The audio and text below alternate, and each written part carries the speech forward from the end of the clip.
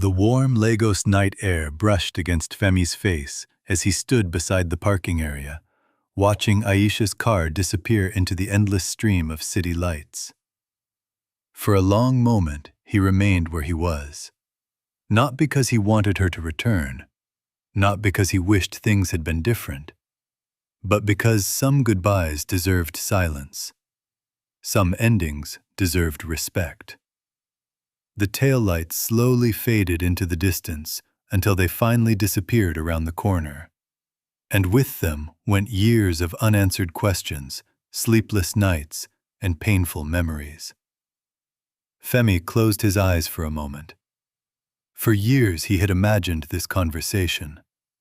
He had imagined anger. He had imagined tears. He had imagined asking questions that had haunted him since secondary school. Why did she leave? Why did she disappear without a word? Why did she allow him to believe he wasn't enough? Tonight, he finally had the answers. And strangely, the answers didn't hurt as much as the silence had. Because uncertainty often creates wounds deeper than truth ever can. He opened his eyes and looked toward the reception hall. Through the large glass doors, he could see guests laughing beneath golden lights. Music floated through the air. Voices mixed with laughter. Life continued. And standing near the entrance was Ada, waiting, watching, smiling. Not impatient, not suspicious, not afraid. Simply waiting for her husband. For him. In that moment, Femi understood something that many people spend their entire lives trying to learn. Love isn't about finding someone who erases your past. It's about finding someone who understands that your past helped shape who you became. Ada never tried to compete with memories. She simply created new ones, better ones, stronger ones. Memories built on trust. Femi walked back toward the hall. As soon as he stepped inside, Ada moved toward him. Without saying a word, she wrapped her arms around him. He hugged her back. "You okay?" she asked softly. He nodded. "I think so." "You look lighter." He smiled. "I feel lighter." She looked into his eyes. "Did you get your peace?" He thought about the question carefully. Then he nodded again. "Yes." Ada smiled. "Good." Because that's all she ever wanted for him. Not perfection, not a life without scars. Just peace. The reception continued late into the night. Friends danced. Family members laughed. Children ran between tables. Photographers moved through the crowd, capturing moments that would someday become memories. At one point, Femi looked around the room and realized something remarkable. For the first time in years, he wasn't searching for anyone. He wasn't looking for someone who left. He wasn't waiting for closure. He wasn't replaying old conversations in his head. He was simply present. Present in his own life. Present in his own happiness. Present beside his wife. Hours later, after the final guests had left and the venue had grown quiet, Femi and Ada finally arrived at their hotel. The city lights glowed through the window. Neither of them spoke for a while. Eventually, Ada noticed the envelope still resting in his hand. "You haven't opened it." He looked down. "No." "Are you afraid?" He laughed quietly. "A little." She sat beside him. "Whatever is inside, you're not facing it alone." He looked at her and smiled. "Thank you." Carefully, he opened the envelope. Inside was a photograph. An old photograph. Two teenagers wearing secondary school uniforms stood beneath a tree, smiling at the camera.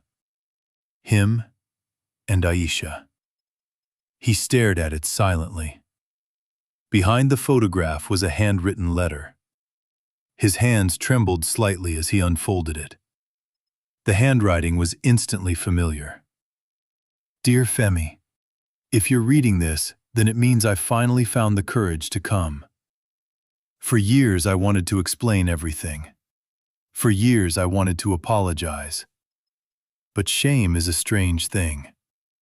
Sometimes it convinces people they no longer deserve forgiveness. I was young.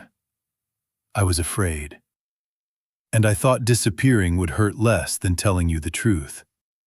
I was wrong. I carried that regret for many years. Not because I wanted us to be together again, but because good people deserve honesty.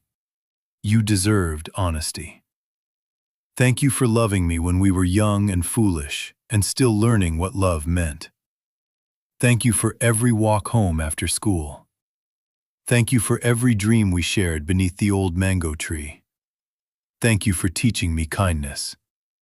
Most importantly, thank you for forgiving me. Tonight I met your wife. She has kindness in her eyes, peace in her heart, and strength in her spirit. Protect that love. Fight for that marriage. Choose each other every single day. Because real love isn't found in grand moments. It's built in ordinary days. I wish both of you a beautiful life together. Goodbye, my old friend. Aisha. Femi slowly lowered the letter. The room remained silent. Ada gently held his hand. Are you okay? He smiled. Yes. This time, he truly meant it. He folded the letter carefully and placed it back inside the envelope. Not to hide it, not to forget it, but to preserve it. Some chapters aren't meant to be reread every day, but they still deserve a place in the story. Weeks passed. Life slowly settled into routine. Morning coffee together, late-night conversations, weekend visits with family. Simple moments, beautiful moments. The kind of moments that quietly become the foundation of a marriage. One evening, while watching the sunset from their balcony, Ada turned toward him. Do you know something? What? You smile more now. He laughed. Do I? Yes. Maybe I'm just happy. She smiled. Maybe. But deep down, both of them knew the truth. Healing changes people. Forgiveness changes people. Peace changes people. Months later, Femi received an invitation. Aisha was getting married. He stared at the card for several seconds before handing it to Ada.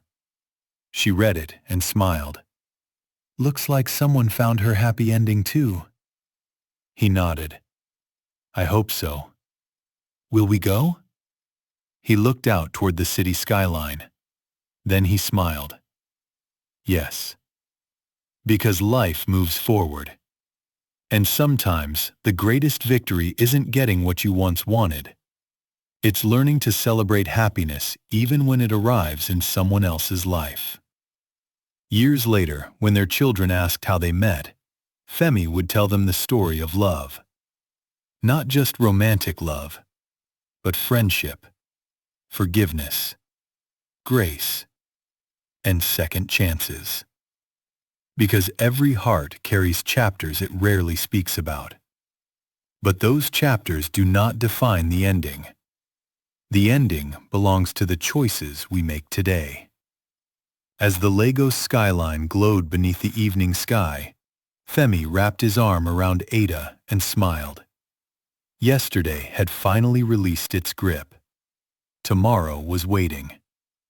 And beside him stood the woman he had promised to love for the rest of his life. Not in yesterday, not in regret, not in unfinished stories, but here, in this moment, exactly where his heart belonged.